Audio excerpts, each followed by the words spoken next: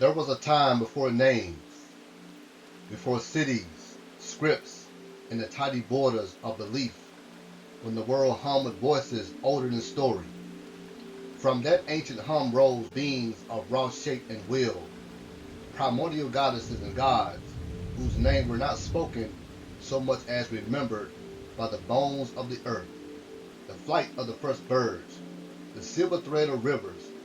Their power was not the polished dominion of later deities, but a forced language, symbols, signs, and gestures that braided intent and cosmos together.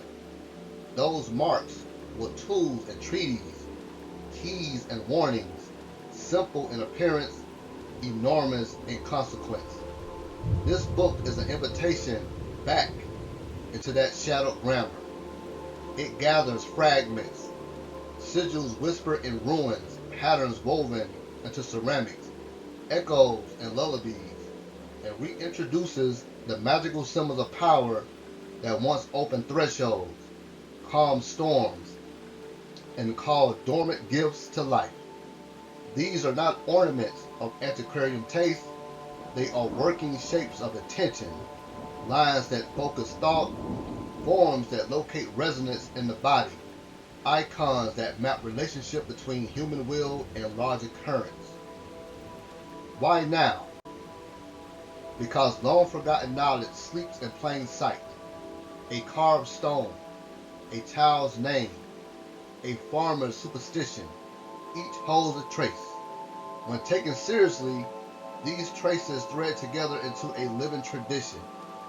This book does not claim to reconstruct a single lost religion. Instead, it gathers the oldest patterns that recur across cultures, the spiral that honors cycle, the broken wheel that keeps liminal space open, the interlaced triangles that balance descent and ascent. Read rightly, they teach how to see the world as a field of relationships rather than a set of objects. A brief world of care. Symbols are catalysts. They amplify what is already present in the heart and mind. Used without respect or reflection, they can deepen confusion as quickly as they deepen clarity. Approach them with humility, curiosity, and the ethical eye to heal, to remember, to rewild the senses, never to dominate or erase. If you are here to remember, to learn, or simply to stand again in the presence of very old powers, welcome. Turn the page. The marks are waiting.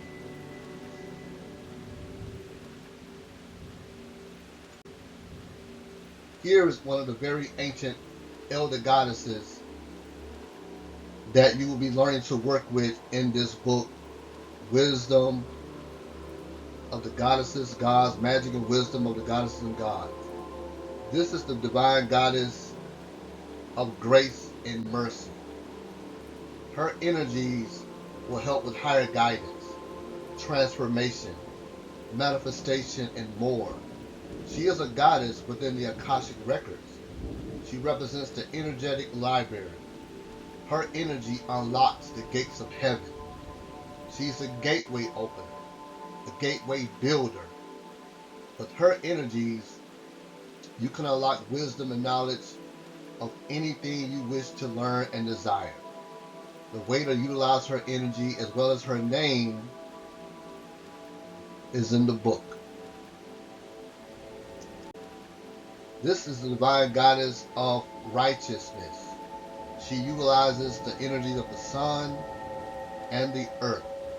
Her energies will help you to ascend in the social arena, will help to enhance your popularity. She will help with magnetism, vitality, energy, ambition, greater successes in whatever endeavor that you're into. She's also very protective. The way to utilize her energies is also contained within this book, as well as her name and symbol of power that you can connect to really amplify your energies, vitality, magnetism. She will help you to climb the social ladder. one of my dear friends in the spirit as well as in this realm. Later on that in the breakdown. This is a very powerful creator sun god. He is the great manifester of anything you want or need. His name and his powerful sigil, symbol of power, are also contained within this book. He can manifest whatever you desire. The more you utilize the energies within this book, the more it awakens within your soul and permeates every fiber of your being. So this deity is definitely a deity you want on your side, especially at this time now. Highly protective and a manifester of anything you want or need. And he's also a friend of mine in the spirit for a very, very long period of time, as well as in this realm. This elder god is a god of infinite wealth. His energy unlocks the flow of infinite wealth from within your soul, your mind, your consciousness. It also helps to empower your nervous system as well as your aura, giving you the ability to attract more wealth than you would ever need in this lifetime. The way to work with his power and energy, as well as his name, is also contained within this book.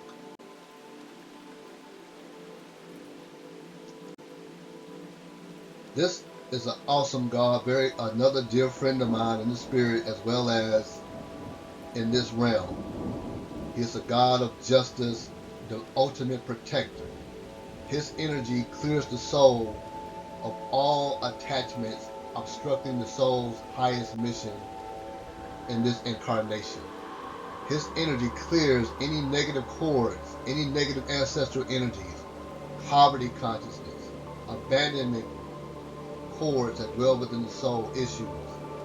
His energy clears any cord that needs severed that will assist the soul in fulfilling its purpose here in this incarnation. Highly protective, the ultimate protective energy that you can utilize to clear any negative energies from the soul, as well as protect you from any negativity in this realm. Very, very powerful energy.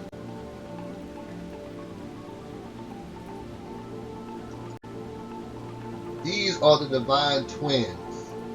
They wanted to be depicted in this manner, so I honored their request.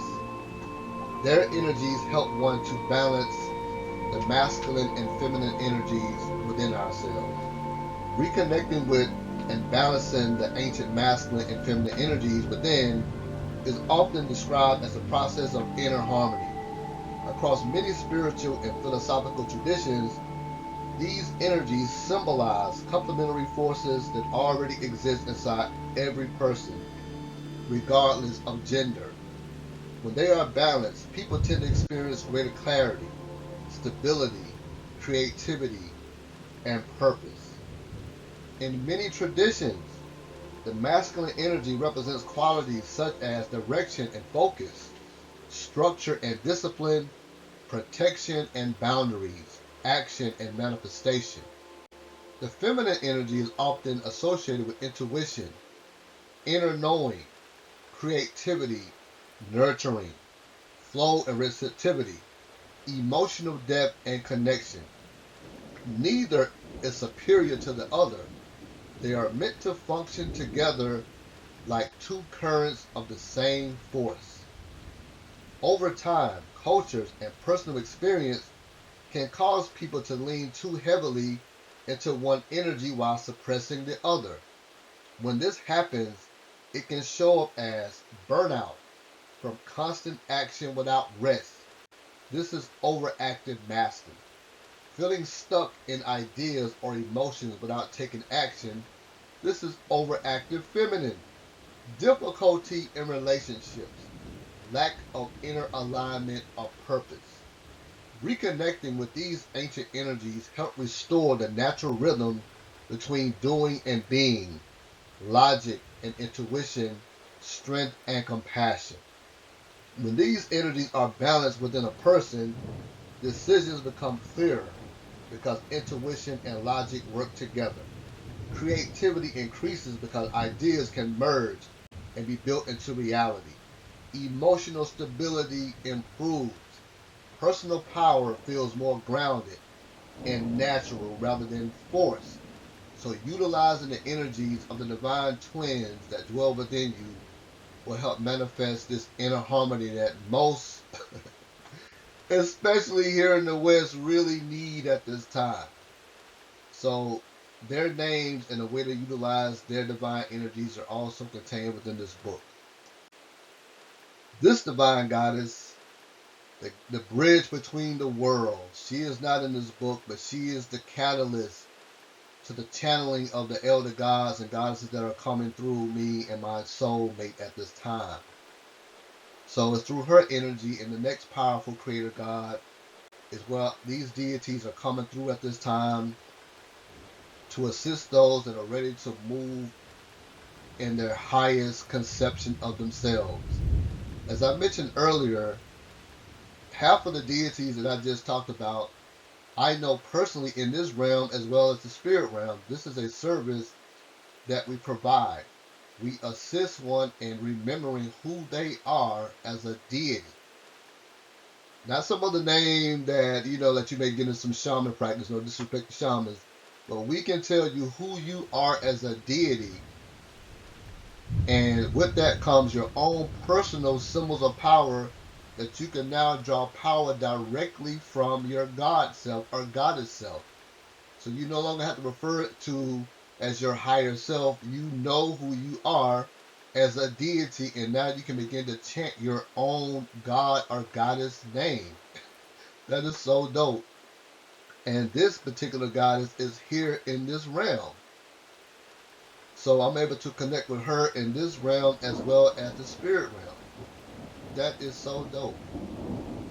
The creator sun god I talked about, he is a dear friend of mine in this realm. The goddess of righteousness is also a dear friend of mine in this realm. So we are helping people to discover who they are as deities. This is a service that we provide. Get in while we are doing it. Very, very powerful to know who you are as a deity. Don't get any deeper than that. This is also very ancient creator God, older than time itself. He is not in the book. I know this God.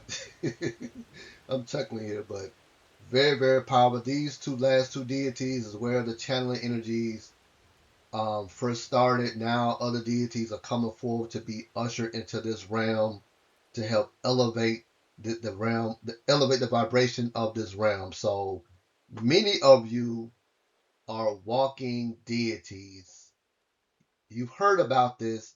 Now you can know who you are as a deity.